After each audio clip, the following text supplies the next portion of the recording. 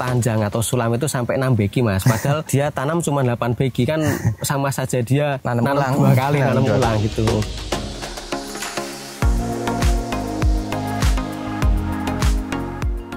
Assalamualaikum warahmatullahi wabarakatuh, sahabat petani semua.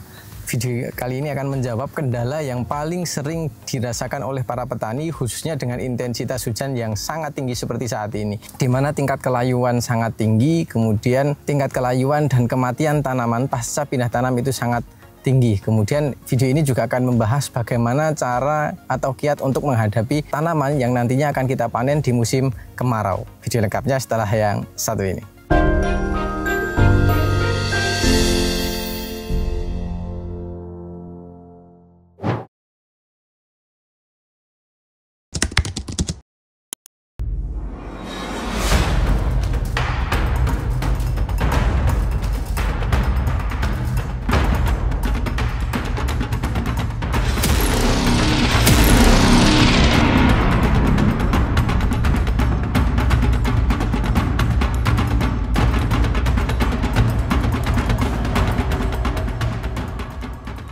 Oke, baik sahabat petani semua, kami mengucapkan terima kasih yang sebesar-besarnya atas partisipasinya dalam rangka giveaway Mitra Bertani dalam pencapaiannya di 500.000K. Insya Allah apa yang teman-teman tuliskan di situ, baik kritik, saran maupun masukan, insya Allah kami akan pertimbangkan, kemudian kami akan mencari titik terbaiknya sehingga di kemudian hari harapannya Mitra Bertani bisa lebih baik daripada hari ini dan sesuai dengan harapan yang teman-teman inginkan. Kemudian kami juga mengucapkan selamat kepada teman-teman yang beruntung namanya tercantum pada halaman berikut ini. Kami mengucapkan selamat, silahkan segera menghubungi kami dan semoga bisa mendatangkan kebermanfaatan. Dan untuk teman-teman yang belum beruntung, jangan berkecil hati karena insya Allah di lain kesempatan Mitra Bertani akan melakukan kegiatan hal yang serupa. Sekali lagi tetap semangat, kurangi sambat, Gusti berkahi. Oke, baik sahabat petani semua, kembali lagi bersama saya Zaki di channel Mitra Bertani TV. Video kali ini insya Allah kita akan menjawab keresahan yang dirasakan oleh petani yang dimana akhir-akhir ini banyak sekali yang mengeluhkan pasca teman-teman pindah tanam itu mengalami tingkat kelayuan dan kematian. Apalagi di intensitas hujan yang sangat tinggi seperti saat ini, itu biasanya tingkat kematian bahkan bisa di atas 50% gitu. Kemudian ketika penanaman saat ini itu nanti juga panennya kemungkinan akan menghadapi di musim kemarau. Nanti teman-teman akan dipusing terkait dengan ketersediaan air dan lain sebagainya. Di video ini akan coba kita bahas bagaimana cara penanaman yang bagus karena di lahan ini sudah dibandingkan oleh 3 lahan sekaligus dengan beberapa perlakuan, ternyata ini adalah salah satu yang terbaik, tingkat kematian hampir tidak ada. Dan teman-teman perlu mengetahui bahwa lahan ini umurnya, tanaman ini baru umur sekitar 14 hari setelah tanam, tetapi kondisi tanamannya sudah seperti ini padahal tingkat perawatan masih sangat minim. Kira-kira apa yang beliau berikan, kemudian key actionnya seperti apa? Tanpa lama-lama lagi kita akan langsung masuk pada sesi wawancaranya. Oke, baik sahabat petani semua, saat ini saya sudah bersama sang pemilik lahannya langsung. Monggo Mas bisa memperkenalkan diri. Oh iya, perkenalkan nama saya Yusuf, alamat di Kecamatan Serumbung, Kabupaten Magelang, Jawa Tengah. Mas Yusuf, dulu pernah kita jadikan narasumber, kita sudah 2 kali atau 3 kali ya Mas ya? 3 kali sekarang. 3 kali sekarang kan. Beliau ini adalah salah satu petani muda yang menurut kami memiliki banyak pengaruh khususnya di daerah-daerah Magelang dan sekitarnya. Nah, ini sudah memiliki pengaruh yang lumayan signifikan. Kemudian beliau senantiasa melakukan inovasi percobaan-percobaan di lahan pribadinya ya Mas? Iya Mas. Jadi di lahannya itu tidak melulu mencari terkait dengan hasil, tetapi juga mungkin ada keilmuan atau hal-hal baik yang mungkin bisa ditularkan ke kanan kirinya ya Mas ya? Iya Mas. Jadi kalau beliau nanam itu tidak hanya satu perlakuan, biasanya ada beberapa perlakuan. Untuk Mas Yusuf, sehat Mas Yusuf? Alhamdulillah Mas, rodo pilek Mas. Alhamdulillah diberikan kesehatan dan semoga diangkat penyakitnya ini karena Amin. Sedikit serak-serak basah juga suaranya, bindeng. Nah, ini saat ini sedang berbudidaya tanaman cabai ya Mas Yusuf? Iya Mas, cabai keriting dan cabai rawit. Kalau Mas Yusuf memang untuk setiap kali budidaya selalu mentumpang sarikan seperti ini atau gimana Mas? Ada beberapa tempat yang memang khusus itu cabai rawit tunggal, terus ini ya coba-coba sih Mas, tapi keseringan kita tumpang sari keriting sama rawit. Jadi 2 baris di atas itu tanaman rawit, kemudian bawahnya adalah CMK ya CMK. Mas? Untuk usianya Mas, ini yang di depan kita ini berapa hari setelah tanam ini? Kalau yang rawit itu awal tanam ya Mas, ya dari pojok sana sampai pojok sini itu kan yang nanam cuman 1 orang Mas. Itu hampir 1 minggu karena memang ada perlakuan khusus yang mungkin akan fokus jika dilakukan 1 orang. Itu katakanlah umur 14 hari sampai 10 hari dari pojok sana sampai pojok sini. Itu yang rawit merah. Kalau yang CMK itu sekitar 3 minggu. Ini baru sekitar umur 2 minggu, bahkan bisa jadi masih kurang ya Mas ya? Karena di awal dari ujung timur ke barat dan ini di tengah menuju paling pojok barat, katakanlah 2 minggu. Tapi kondisi tanamannya sudah, menurut saya sudah sangat bagus, sudah terlihat hidup, kemudian tunas airnya juga sudah lumayan banyak. Apalagi di CMK-nya. CMK-nya ini baru 3 minggu ya Mas? 3 minggu. 3 minggu, tetapi menurut saya sudah langsung hidup dan tunas airnya ini sudah langsung gondrong. Langsung kelihatan ya Mas. Perlakuan seperti apa Mas Yusuf yang diberikan di lahan ini? Karena menurut keluhan dari beberapa petani untuk musim saat ini itu lumayan sulit. Apalagi di intensitas hujan yang sangat tinggi, biasanya tanah sangat lembab dan padat, kadar air terlalu tinggi biasanya akan menghambat proses pertumbuhan dan adaptasi di awal penanaman. Bahkan mungkin ada yang mengeluhkan sulamannya sampai berkali-kali karena busuk dan lain sebagainya. Tapi kalau dilihat dari sini kan kayaknya aman-aman saja. Itu gimana Mas Yusuf? Mungkin Mas ya, sedikit bercerita flashback ke lahan gitu. Ini kan kita ada 3 tempat yang sekarang sudah tanam, itu perlakuan kita berbeda-beda Mas. Untuk lahan yang ini itu perlakuan kemarin untuk pupuk dasar itu pakai pupuk kohe kambing sama dolomit tok, cuman itu. Terus yang di lahan atasnya itu kemarin kita pakai kompos gitu. Itu kompos kita ponjong istilahnya, ditugal di lubang tanam, itu dimasukkan kompos terus dolomit. Terus untuk lahan yang satunya itu kemarin kita campuran antara Vertipos, Set A sama KCL. Terus untuk perlakuan setelah buat bedengan itu kemarin kita langsung kita tugal Mas. Kita tugal, kita ponjo, itu selang beberapa hari, itu untuk khususnya kan seminggu sebelum tanam, itu kita masuk Power Soil sama Biosigma, itu kita campur Mas. Kita campur nggak langsung kita masukkan ke lubang tanam, tapi kita diamkan selama 1 malam dulu. Itu buatnya pagi, itu 1 drum itu kita kasih Power Soil setengah kilo, terus Biosigma setengah kilo, sama itu kemarin masuk di komposer sekitar 10 tutup, baru paginya diaplikasikan.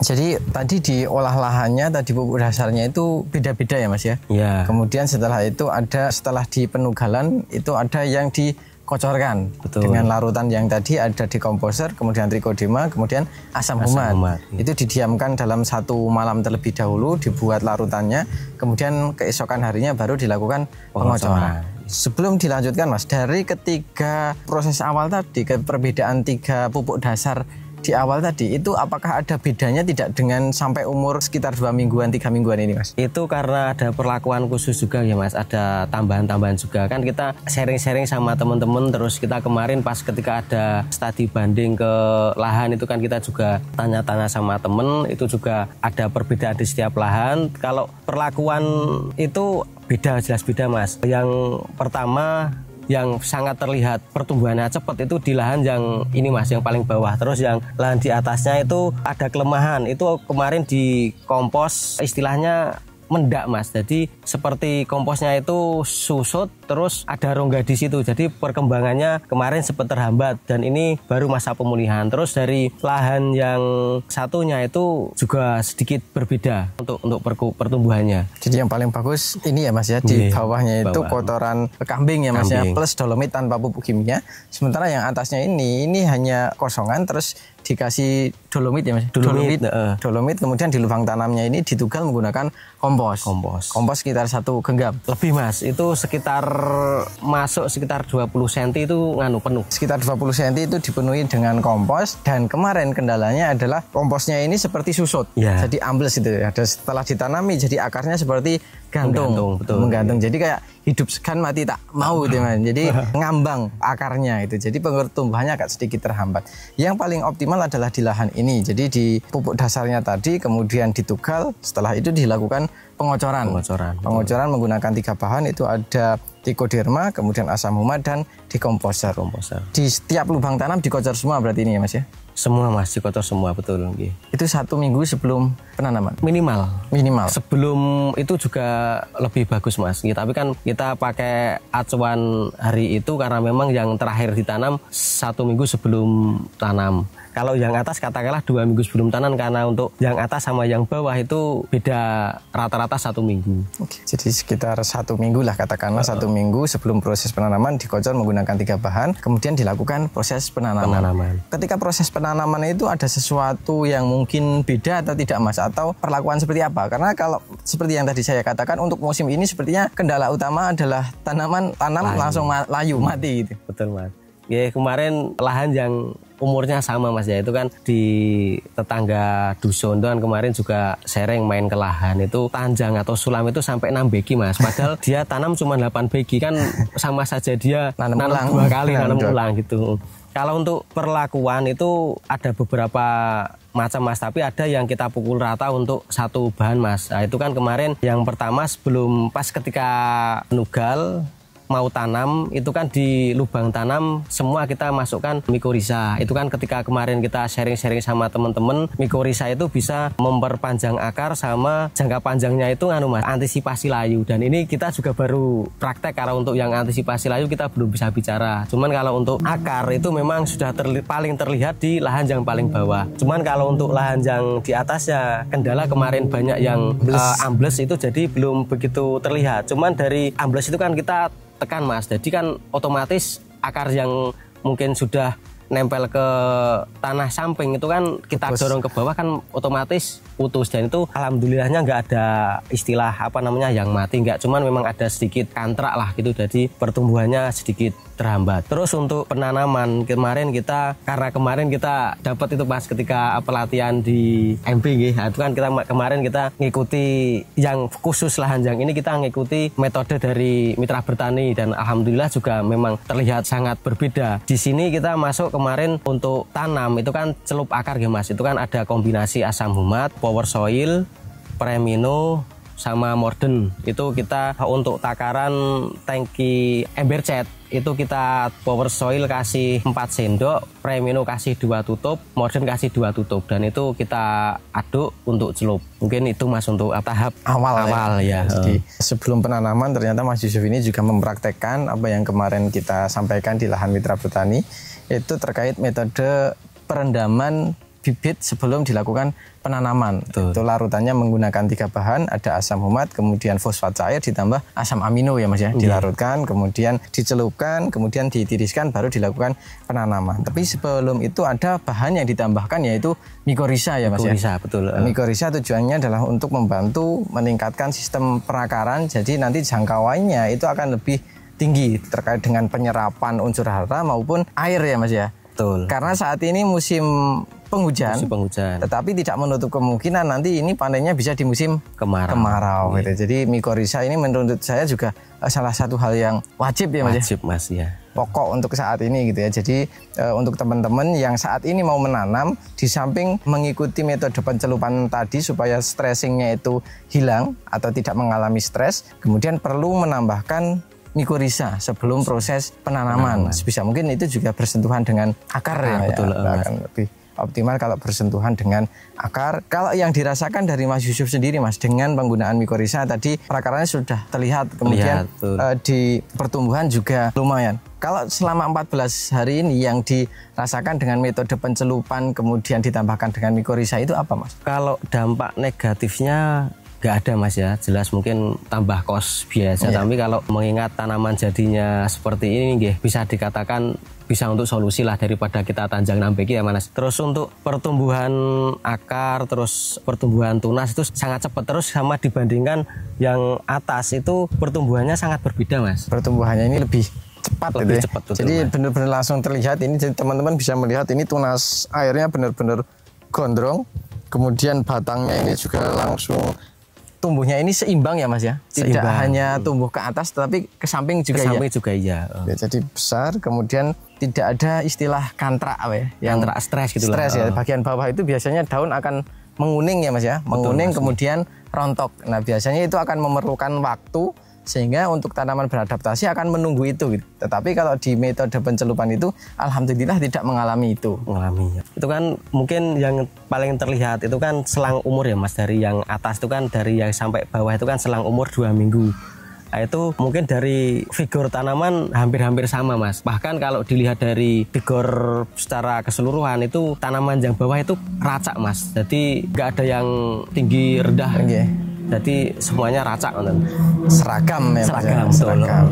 Kemudian di tingkat kelayuan atau kematian itu benar-benar bisa minim Mas. Kalau di tingkat kelayuan saya mengatakan itu berapa ya Mas? Ya nggak nyampe 1% sih Mas. Kalau dari tingkat kelayuan, cuman kalau kita sulam itu ada beberapa yang memang entah itu dipotong hama ya Mas. Itu ada beberapa. Cuman kalau dari tingkat kelayuan itu sangat-sangat minim Mas. Jadi memang dari rangkaian perlakuan dari awal itu juga sangat mempengaruhi Mas. Ya, jadi kalau dikatakan tadi campurannya boros, jadi kalau dihitung lagi malah jadinya ngirit Mas, betul. Karena kalau tadi cukup mengerikan ya, tanam 8 begi, sulam 6 sampai 6 begi itu kalau dikalikan rupiah sudah ketemu berapa saja. Padahal kalau metode celup itu mungkin untuk satu luasan lahan ini hanya mungkin butuh berapa ember kan? Berapa ember, betul. Berapa ember dan sisanya pun nanti malah mungkin bisa untuk ngocor dan sebagainya gitu. Jadi untuk biaya pengeluaran sebetulnya tidak terlalu mahal, cuma dampaknya itu lumayan signifikan. Signifikan, betul Mas. Kalau untuk di proses-proses awal seperti ini, untuk penyemprotan yang perlu dilakukan sebagai langkah antisipasi menghindari mungkin bercak daun atau mungkin kematian atau hama dan lain sebagainya, apa Mas Yusuf yang bisa diberikan ini di awal-awal ini? Kalau di awal kita kemarin tetap masuk untuk imunisasi Mas. Itu kemarin kita masuk 2 bahan Mas. Itu di umur 7 hari setelah tanam. Itu cuma tipis-tipis lah ibaratnya untuk merangsang juga kan itu. Itu kemarin kita masuk cover WP sama Kalha Mas. Itu di 7 hari setelah tanam. Terus di umur 10 hari atau berapa gitu, semprot kedua itu masuk Premino sama Modern, itu agar seimbang Mas. Jadi daun dirangsang terus bawah juga dirangsang, itu saya rasa tetap nanti juga pertumbuhannya lebih bagus. Terus spray yang ketiga itu kan yang di atas kan udah umur sekitar 24-25 hari. Itu kemarin baru tadi pagi itu masuk imidacloprid. Itu kita pakai yang murah Mas, apa kemarin tuh lupa, yang 10 WP cuman untuk antisipasi. Terus masuk bahan yang kedua itu cover WP tetap masuk. Yang ketiga masuk Mas Carbendazim seperti panduan di buku lah. Jadi kalau untuk fungi di awal-awal belum ya Mas ya? Belum Mas. Meskipun ini musim penghujan, tetapi dengan pemberian nutrisi atau amunisi sejak awal itu lumayan membantu dari segi pertahanan. Betul Mas. Justru malah lebih yang digunakan itu seperti cover WP, kemudian Kalha ya Mas ya? Iya. Yang sifatnya lebih ke arah proteksi. Perlindungan. Dan ini juga bisa dibuktikan teman-teman. Untuk fungisida baru dimasukkan hari ini ya Mas ya? Masuk hari ini. Secara berarti kan belum terlihat kan baru hari ini. Tapi untuk bercak daun dan lain sebagainya sampai sejauh ini alhamdulillah aman. Untuk lahan yang di bawah sangat aman Mas. Cuman kalau yang di atas mungkin karena pengaruh kompos kemarin yang belum matang itu beberapa udah ada yang terkena bercak bakteri. Itu cuman 1 atau 2 tanaman. Tapi kalau di yang bawah ini alhamdulillah sampai sejauh ini aman. Betul, aman. Oke, aman. Itu sahabat petani semua. Jadi ini bisa dilakukan untuk teman-teman yang saat ini baru mulai proses tanam dan ini dipersiapkan baik mungkin karena proses awal ini sangat mempengaruhi di kemudian harinya gitu. Jadi kita usahakan untuk pembuatan bedengan, kemudian pupuk yang kita masukkan di bawah tanah, kemudian metode yang tadi kami sampaikan, itu harapannya teman-teman bisa cermati lagi. Karena untuk akhir-akhir ini saya tidak hanya mendengar dari 1, 2, 3 petani, tapi sudah lumayan banyak petani yang mengeluhkan terkait dengan pasca pindah tanam ini. Jadi baru umur 1 minggu 2 minggu sudah menyulam beberapa begi, itu sudah lumayan banyak itu, karena mungkin tanah masih terlalu jenuh, terlalu asam dan lain sebagainya, karena ini memang intensitas hujannya sedang tinggi-tingginya. Nah, lebih baik mungkin diakali seperti yang tadi Mas Yusuf sampaikan, dan beliau bisa menyampaikan seperti itu karena beliau mempunyai 3 lahan dengan 3 perlakuan yang berbeda. Dan ternyata yang paling cocok adalah di lahan ini justru malah di bawahnya tidak ada pupuk kimianya ya Mas ya. Betul. Itu alhamdulillah sampai sejauh ini paling aman dibandingkan dengan yang lain. Kalau untuk varietasnya ini apa Mas Yusuf? Varietas itu ada 3 macam Mas. Itu kita nyoba mungkin benih-benih baru. Kalau untuk yang di bawah ini kita pakai Absolut Mas. Absolut 69. Kemarin kita mau pakai Angkasa, itu kebetulan untuk pembenihan pas kosong kita pakainya ini Absolut. Terus yang di atas itu kita nyoba juga Mas, itu benih Drontavi. Terus yang lahan satunya itu kita pakai Langgeng. Terus untuk yang keriting ini kita yang bawah Mas, ini kita pakai Bostavi. Kalau yang atas itu kita sampel Mas, mungkin jangan kita sepil namanya gitu. Mungkin nanti kalau hasilnya bagus terus barang launching baru kita bisa sepil. Jadi Mas Yusuf memang untuk lahannya itu dijadikan sebagai metode pembelajaran. Bahkan varietasnya saja beda-beda, perlakuan di bawah beda-beda, kemudian di varietasnya juga beda-beda. Harapannya nanti bisa menjadi referensi untuk teman-teman di sekitarnya, kalau mau nanam ini ya seperti ini ya seperti ini gitu. Jadi paling enggak Mas Yusuf bisa sebagai bahan percontohan. Sebelum kita akhiri Mas Yusuf, mungkin ada pesan yang ingin disampaikan untuk sahabat petani semua? Harus cermat sih Mas, harus cermat. Jadi sebagai petani kita juga harus tahu kondisi lahan Mas. Jadi apa yang mau dimasukkan itu sesuai kebutuhan. Terus juga kita juga jangan takut untuk mencoba Mas. Ibaratnya kan mungkin ada banyak ya Mas panduan-panduan. Mungkin kan kita juga mana yang bisa diterapkan yang sesuai dengan metode kita sendiri Mas. Mungkin di situ ada beberapa metode, tapi kok ternyata yang cocok yang A monggo bisa dilakukan, terus ternyata kok cocok yang B monggo bisa dilakukan. Cuman yang harus dicermati semua itu ketika perjalanan, kendala-kendala itu harus sesuai dengan penerapan di lapangan untuk antisipasinya gitu. Jadi mungkin metode-metode itu sebagai gambaran umum, tetapi masalah terkait dengan teknis di lapangan kita yang paling paham, paling tahu gitu, karena itu lahan kita, karena beda lahan mungkin kadang beda perlakuan, kemudian beda situasi dan kondisi dan lain sebagainya. Jadi teman-teman jangan hanya mengikuti panduan itu, tetapi juga perlu menyesuaikan musimnya seperti apa, curah hujannya seperti apa, tingkat intensitas panas seperti apa, kemudian dasaran atau lingkungan kanan kirinya seperti apa itu. Jadi silahkan teman-teman bisa mengambil beberapa referensi, karena referensi juga sangat banyak ya Mas. Betul, ya. Mas. Silahkan bisa diambil yang menurut teman-teman itu paling sesuai. Dan tadi yang disampaikan Mas Yusuf adalah sifatnya adalah pengalaman. Jadi sekali lagi kita tidak pernah berniat untuk menggurui, cuma ini adalah sharing pengalaman. Barangkali nanti teman-teman bisa merasakan manfaat dari apa yang telah dibagikan oleh Mas Yusuf tadi. Mungkin itu sahabat petani semua. Sebelum saya akhiri, saya akan mencoba menyimpulkan apa yang telah kita bahas pada kesempatan kali ini. Mas Yusuf ini adalah seorang petani milenial yang menurut saya mempunyai pengaruh di daerah sini. Kemudian beliau untuk lahannya itu juga membagi menjadi beberapa perlakuan, dan salah satu perlakuan yang menurut saya paling bagus dan sampai saat ini hasil tanamannya juga paling optimal dibanding dengan yang lain itu adalah di lahan ini, dengan pupuk dasar hanya menggunakan 2 bahan, yaitu dolomit dan pupuk kandang kambing. Kemudian dimasukkan dekomposer juga ya Mas ya? Oh iya, masuk. Sampai kelupaan Mas, itu ketika masuk pupuk kambing itu kita spray dekomposer sama asam humat Mas. Jadi baru kita tutup kelupaan itu. Jadi di awal di fermentasi di lahan ya Mas? Iya, betul. Dan itu lahan kita diamkan 1 bulan Mas. Nah, itu juga mungkin menurut saya juga salah satu faktor yang sangat penting ya, pendiaman lahan sembari menunggu pupuknya siap. Nah, itu tadi sudah disampaikan, pendiaman bisa sampai sekitar 1 bulan. Kemudian di lahan ini sebelum proses penanaman itu dikocor menggunakan 3 bahan, ada asam humat, kemudian trichoderma, ditambah dekomposer. Itu didiamkan dalam 1 malam, dilarutkan dalam 1 malam, kemudian baru keesokan harinya dikocorkan di lubang tanamnya. Kemudian untuk penambahan, untuk menghadapi musim kemarau nantinya, karena ini potensinya panen di musim kemarau, dan nanti teman-teman akan dipusingkan dengan pengairan, biasanya ketersediaan air menipis. Nah, cara mengakalinya bisa ditambahkan dengan mikorizа. Mikorizа ini adalah salah satu jamur yang bersifat mutualistik dengan perakaran tanaman, dia akan membantu untuk meningkatkan jangkauan penyerapan air dan unsur hara. Jadi insya Allah nanti ketika musim kemarau akan lebih tahan terhadap kekeringan. Kemudian meningkatkan kekebalan tubuh, kemudian daya tahannya juga akan menjadi lebih tahan, apalagi dikombinasikan dengan trichoderma tadi. Betul. Kemudian untuk proses penanaman ini tidak ribet ya. Beliau melakukan metode pencelupan dengan menggunakan 3 bahan, yaitu ada Morden Vol, kemudian ada Premino, kemudian ditambah dengan Power Soil. Dilarutkan, kemudian dilakukan pencelupan, kemudian ditiriskan, baru dilakukan proses penanaman. Ternyata dari perlakuan yang sederhana itu, yang saat ini rata-rata teman-teman petani di sekitarnya ini mengalami kematian pasca pindah tanam karena stres dan lain sebagainya. Bahkan ada yang tanam 8 beki, kemudian sulamnya sampai 6 beki. Ini alhamdulillah di lahan Mas Yusuf aman. Untuk tingkat kematian mungkin nggak ada 1% ya Mas ya? Nggak ada. Mungkin sulaman itu ada tapi lebih ke dipotong hama di atas gitu. Jadi bukan dari faktor perakaran. Kemudian untuk pemberian nutrisi di awal beliau melakukan penyepraian secara tipis-tipis saja. Kemudian fungisida dan insek lebih menyesuaikan dengan kebutuhan kondisi.